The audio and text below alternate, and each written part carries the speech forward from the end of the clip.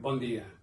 Lamente no haver pogut estar present en aquest acte de presentació del darrer llibre de la col·lecció Terra d'Ateneus. Ens toca viure moments difícils i ens fan veure el futur certament d'una manera preocupant.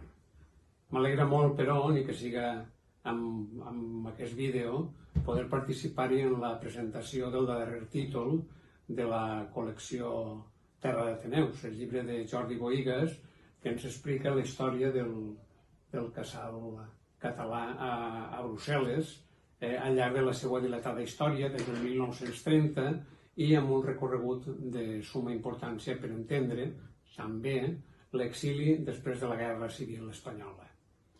Que la meva editorial, que Afers, siga qui s'ha fet càrrec d'editar els llibres de Terra d'Ateneus ha estat un goig per a mi.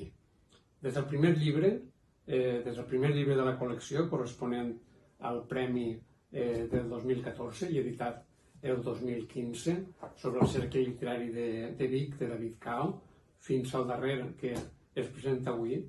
Hi ha hagut el de Jordi Albaladejo sobre l'Ateneu Obrer i el Círcol Catòlic de Badalona, el de Guillem Puig sobre l'Ateneu i l'associacionisme a la Selva del Camp del 2018 i l'estudi del Centre Obrer i el Club Moderno de Maria Victòria Almuni i Eva García Lleixà, que se va editar el 2019. En total, la col·lecció suma ja 5 volums que em fa l'efecte que són cabdals per entendre l'associacionisme cultural i polític a Catalunya al llarg de tot el segle XX i encara des d'abans i fins ara mateix, i que és fonamental per conèixer i entendre la història de Catalunya. Per acabar, perquè m'han demanat ser breu, diria un parell de coses més.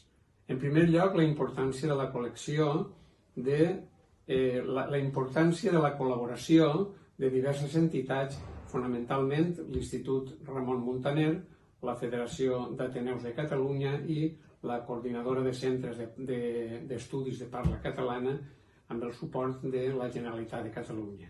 Possiblement, sense aquesta col·laboració, sense aquesta intervenció de diverses associacions, la col·lecció no hauria estat possible.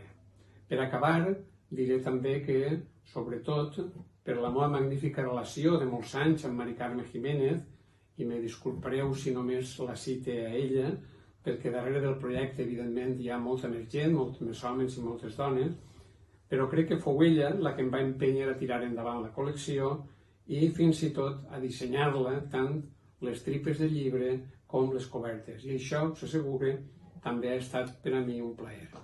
Malgrat els temps incerts que vivim, crec que la col·lecció gaudeix de bona salut i seguirem preparant més títols als guanyadors de les beques anuals que continuaran donant-se.